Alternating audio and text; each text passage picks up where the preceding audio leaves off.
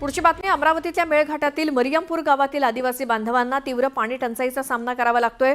शुद्ध पाण्याची कमतरता असल्यामुळे हे गावकरी दूषित तलावाच्या काठावरती खड्डे खणून तेच पाणी पितायत। मरियमपूरचा तलाव सुद्धा पूर्णपणे आटलाय। इथे तलावाच्या काठावरती खड्डा करून यातून थोडं थोडं पाणी काढून महिला हंडाभर पाणी घरी नेतायत। अमरावती जिल्ह्यात 56 पाणी प्रकल्प आहेत। यामध्ये 46.29% जलसाठा असून 28 पूर्णपणे प्रकल्प कोरडे पडलेत। सर्वाधिक पाणी टंचाई मेळघाटात आहे। मरियमपूर गावातील पाण्याच्या भीषण परिस्थितीचा आढावा घेतलाय आणि महिलांशी संवाद साधलाय आमचे प्रतिनिधी संजय शेंडे यांनी।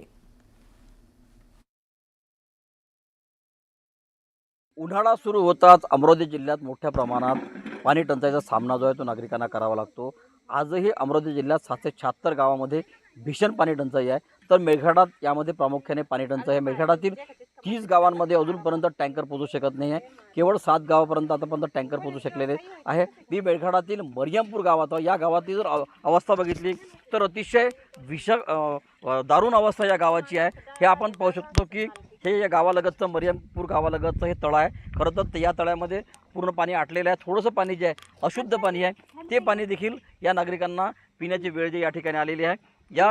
या तलावाच्या काठावरच नागरिकांनी छोटे छोटे खड्डे जे आहे ते खड्डे या ठिकाणी केलेले आहेत। या खड्ड्यामधूनच हे नागरिक जे आहे पाणी भरतात आणि पाणी भरल्यानंतर हेच पाणी या नागरिकांना प्यावं लागतं। आपण पाहू शकतो या जो हा तलाव आहे ह्या तलावाच्या काठावर अनेक खड्डे करण्यात आलेले आहे आणि महिलांना ह्या खड्ड्यातून पाणी पिऊन पाणी घेऊन साचून गुंडे भरावं लागतं आणि इथून गाव जवळपास अर्धा ते 1 किलोमीटर गाव आहे। इतक्या दूरपर्यंत या महिलांना जावं लागतं। मी काही महिलांशी बातचीत कर रहा हूँ। दीदी मुझे बताओ गांव में कितने दिन के बाद नल आता, क्या है पानी की अवस्था? हफ्ते में एक बार आता। हफ्ते में एक बार आता? हाँ, हाँ 1 घंटा और 1.5 घंटा। 1 घंटा 1.5 घंटा। हाँ, नहीं तो नहीं आता। हाँ फिर आप कहाँ का पानी पीते हैं? तालाब से ही पानी। यही पानी पीते हैं आप? हाँ, यही पानी पीते। अच्छा, पिछले साल ये पानी की वजह से कुछ रोगराई आई थी?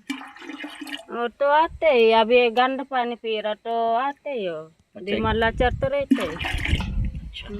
हाँ, क्या आपने नगर परिषद की तरफ कोई बातचीत की नहीं, नेताओं के साथ बात नहीं की पानी के लिए? तो सर जो गांव के 12 इंसान जाने को ना, हम लोग कैसे जा सकते उधर? आपण पाहू शकतो की हे पाणी जे आहे खरं तर अतिशय अशुद्ध पाणी आहे। मात्र नागरिकांना दुसरा पर्याय नसल्यामुळं या पाणी पिण्याशिवाय नागरिकांना पर्याय नाही म्हणून हे पाणी प्यावं लागतं। आणखी काही महिला माझ्यासोबत आहे। दीदी मुझे बताओ ये पानी कितने दिनों से आप पी रहे और क्या समस्या है पानी की यहाँ पे? कितने दिन के बाद नल आता? 5 दिन के बाद नल आता और दुक्काला में पूरा यहाँ का ही पानी। यहाँ पे पानी? हाँ, अच्छा, नल कितने बार आते दिन में? दिन में सिर्फ हफ्ते में एक बार।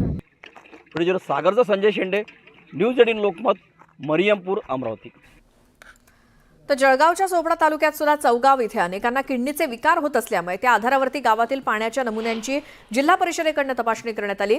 दरम्यान पाण्याच्या नमुन्याचा अहवाल जिल्हा प्रशासनाला प्राप्त झाला असून गावातील पाणी हे पिण्यायोग्य असल्याचं निष्पन्न झाले अशी माहिती जिल्हा परिषदेचे मुख्य कार्यकारी अधिकारी मिनल करणवाल यांनी दिली।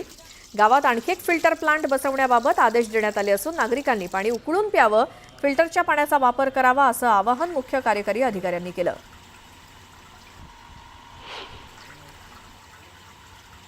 एक आरो आपण आणखीन गावात मंजूर करत आहोत, कारण की फिल्टर्ड पाणी कधीही कुठल्याही पाणीपेक्षा छान असतो। म्हणून 2 आरो झाले की लोकांनाही तिथे थोडंसं सोपं राहील पाणी घेणे। आणि दुसरं आमचं एक मत होतं की आजूबाजूला समजा जर युरिया वगैरेचा वापर होत असेल जास्त तर त्याची खात्री आपण आमच्याकडून ADO साहेबांना करायला लावलेलो आहोत की एक तोही कारण असू शकते। आणि तिसरं एक कारण जे आपण शोधत आहोत तो जर शेतकरी त्यांच्या शेतावरचं पाणी पित आहेत तिकडच्याही ट्यूबवेलची टेस्टिंग आपण करत आहोत। तर जम्मू काश्मीरमधील पहलगामच्या बैसरन खोऱ्यामध्ये न्यूज 18 लोकमतची टीम पोहोचली आणि हा दहशतवादी हल्ला झालेल्या बैसरनमधनं न्यूज 18 लोकमतचा ग्राउंड रिपोर्ट आपण बघतोय। ज्या ठिकाणी हा हल्ला झाला त्या ठिकाणी थेट जाऊयात। आमचे प्रतिनिधी त्या इथे तुटलेला देखील पाहायला मिळतात आणि ते खूप मोठा गोंधळ आणि जीव वाचवण्याची एक प्रकारे ही चढाओढ जी आहे ती लागली होती। अनेक पर्यटक जे आहे जो दिसेल त्या वाटेने पळत सुटले होते. समोर आपण पाहत असाल संरक्षक एक जाळी जी आहे ती देखील दिसते आहे, ती देखील तोडून काही पर्यटक जे आहे ते बाहेरच्या जंगलाच्या दिशेने पळालेले आपल्याला पाहायला मिळतात. कारण वाट दिसेल त्या दिशेने सर्व पर्यटक जे आहेत ते पळत होते. हा संपूर्ण परिसर जो आहे एक प्रेक्षणीय आहे, अतिशय सुंदर असा प्रदेश आहे आणि त्यामुळे इथे पर्यटक जे आहेत ते मोठ्या संख्येने येत असतात. आणि इथे मोठ्या प्रमाणात जो नरसंहार घडलेला आहे त्या नरसंहारमध्ये आपण पाहिलेलं आहे की जवळपास 27 जणांना आपले प्राण जे आहेत ते गमवावे लागलेले. निरपराध पर्यटक होते, त्यांना आपला जीव जो आहे तो गमवावा लागलेला आहे. समोर एक चौकी आहे, त्या चौकीच्या इथे देखील खुर्ची जी आहे ती पडलेली आपल्याला पाहायला मिळते. अतिरेकी आतमध्ये आले आणि त्यांनी अंधाधून गोळीबार जो आहे तो सुरू केला. त्यानंतर सर्व पर्यटक जे आहेत ते सैरावैरा पळाले. आपला जीव वाचवण्यासाठी आपल्यासोबत आलेले संपूर्ण जे कुटुंबीय होते त्या कुटुंबियांच्या सोबत सगळे पळत सुटले. नंतर जी काही पळापळ झालेली आहे त्या पळापळीचे एकूण दृश्य जे आहे ते आपल्याला इथे सर्वत्र पाहायला मिळते आहे. हा मुख्य प्रवेशद्वार आहे आणि मुख्य प्रवेशद्वाराच्या या बाजूला ही मुख्य चौकी आहे. त्या चौकीच्या बाहेर देखील खुर्च्या ज्या आहेत त्या पडलेल्या आपल्याला पाहायला मिळतात. या बाजूला देखील खुर्च्या पडलेल्या आहेत आणि समोरचा रस्ता जो आहे तो जंगलात जातो. या जंगलातच अनेक जण जे आहेत पर्यटक ते आपला जीव वाचवण्यासाठी पळाले होते. अतिरेकी देखील याच जंगल मार्गाने पायी आतमध्ये चालत आले होते आणि इथे पर्यटकांना त्यांनी टार्गेट केलं, लक्ष केलं. समोरच्या बाजूला आपण पाहतोय की एक खूप मोठं गवताळ असा प्रदेश आहे, ग्रासलँड आहे आणि हाच प्रदेश जो आहे तो संपूर्ण एक स्वित्झर्लंडची जी आहे आठवण करून देणार आहे. ह्याला मिनी स्वित्झर्लंड असं म्हटलं जातं आणि याच मिनी स्वित्झर्लंडमध्ये काश्मीरचं नंदनवन आहे. या ठिकाणी हा संपूर्ण नरसंहार जो आहे तो घडलेला आपल्याला पाहायला मिळतो आहे आणि या संपूर्ण नरसंहाराची ही सर्व बोलकी दृश्य जी आहेत ती आपल्याला इथे पाहायला मिळत आहेत. मोठ्या प्रमाणात इथे गोळीबार झालेला आहे, त्याच्या खाणाखुणा देखील आपल्याला इथे पाहायला मिळतात. अनेक पर्यटकांचे पार्थिव देह जे आहेत ते इथे निश्चित पडले होते. त्यांना आता सर्व जे आहे पार्थिव जे आहेत त्या पर्यटकांच्या नातेवाईकांकडे सोपवण्यात आलेले आहेत. हीच ती जागा आहे, हीच ती जमीन आहे जिथे अनेक निष्पाप भारतीय पर्यटकांचे मृतदेह जे आहे ते पडलेले आपल्याला पाहायला मिळालेलं आहे. अतिशय विदारक असं दृश्य जे आहे, काळीच हेलवणारं, अतिशय हृदयद्रावक असं चित्र जे आहे ते काश्मीरच्या खोऱ्यामध्ये आपल्याला पाहायला मिळालेलं आहे. दुसऱ्या बाजूला आपण पाहिलं तर उंच असे पर्वतरांग आहेत, हिमशिखरं आहेत. अतिशय सुंदर असा हा सर्व प्रदेश आहे आणि या संपूर्ण हिमशिखरांच्या या संपूर्ण प्रदेशाने वेढलेला ठिकाणी हा सगळा वैष्णव प्रदेश आहे, ज्यामध्ये पर्यटन स्थळ जे आहे ते काश्मीर प्रशासनाने विकसित केलेलं आहे. पण समोर आपण पाहतोय सुंदर प्रदेश असला तरी देखील इथे मानवतेला लाजवणारी अशी घटना जी आहे ती घडलेली आहे. अतिशय विदारक चित्र जे आहे ते आपल्याला इथे पाहायला मिळालेलं आहे आणि त्याचा बदला घ्यावा अशी प्रत्येक भारतीयांची इच्छा आहे. त्यामुळे प्रत्येक भारतीय म्हणतोय की या नरसंहाराचा बदला लवकरात लवकर भारतीय लष्कराने घेतला पाहिजे. जे कोणी अतिरेकी होते त्यांना पाठबळ देणारे असतील, त्यांच्यावरती त्यांना नियंत्रण करणारे असतील, त्यांच्यावरती जे कोणी कंट्रोल करणारे असतील त्या सर्वांना कायमचा धडा शिकवा. अशी घटना पुन्हा घडू नये अशी अद्दल जी आहे भारतीय लष्कराने या सर्व पाकिस्तान पुरस्कृत अतिरेक्यांना घडवली पाहिजे असा इच्छा जी आहे प्रत्येक भारतीय करताना आपल्याला पाहायला मिळतोय. व्हिडिओ जर्नलिस्ट हर्षद गोरकासह उदय जाधव, न्यूज 18 लोकमत, वैष्णव. तर पहलगाममध्ये झालेल्या हल्ल्यावरनं देशभरात संतापाची लाट आहे. ठिकठिकाणी निदर्शनं केली जात आहेत, बंद पाळले जात आहेत. अमरावतीत आज बंद पाळण्यात आलाय. पहलगाममध्ये झालेल्या दहशतवादी हल्ल्याच्या निषेधार्थ हिंदुत्ववादी संघटनांनी बंदची हाक दिली आहे. विश्व हिंदू परिषद, बजरंग दल आणि सर्वच हिंदुत्ववादी संघटनांकडून बंदचं आवाहन करण्यात आलं.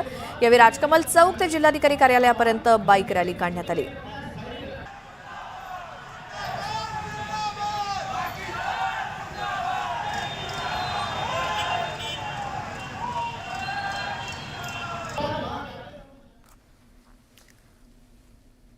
तर काश्मीरमधल्या पहलगाम इथे दहशतवाद्यांनी पर्यटकांवरती गोळीबार केला. या नक्षलवादी हल्ल्याच्या विरोधात डोंबिवली बदलापूर पाईपलाईन मार्गावरती अखिल भारतीय बैलगाडा संघटना रस्त्यावर उतरली आहे.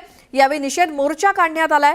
यावेळी बैलगाडा मालकांनी पाकिस्तान विरोधात जोरदार घोषणाबाजी केली आणि बैलगाडा मालकांनी जनावरांवरती मन हेलावणाऱ्या घटनेचं चित्र रेखाटत या हल्ल्याचा निषेध केला. दरम्यान निषेध करण्यासाठी ठाणे, रायगड, पालघर, नाशिक आणि पुणे जिल्ह्यातनं बैलगाडा मालक आले होते.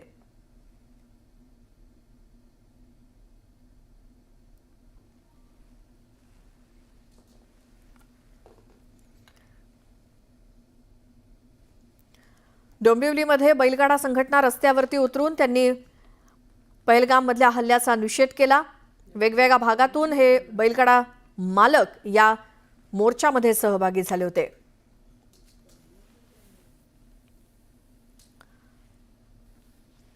डोंबिवलीमध्ये बैलगाडा संघटना कशा पद्धतीने रस्त्यावरती उतरल्या पहलगाममधल्या हल्ल्याचा निषेध करण्यासाठी.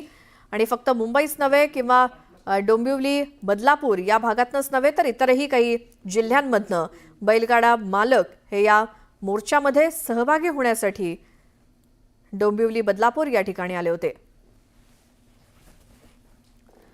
पाकिस्तानचा झेंडा हा स्टेटसला ठेवला आणि भारताबद्दल आक्षेपार्ह मजकूर सुद्धा स्टेटसला ठेवला. या कारणातून साताऱ्यातल्या शुभम कांबळेवरती गुन्हा दाखल झालाय. आरोपी शुभमच्या मित्रानंच वाई पोलीस ठाण्यामध्ये तक्रार दिली आणि या युवकाला वाई पोलिसांनी बेड्या ठोकल्या आहेत.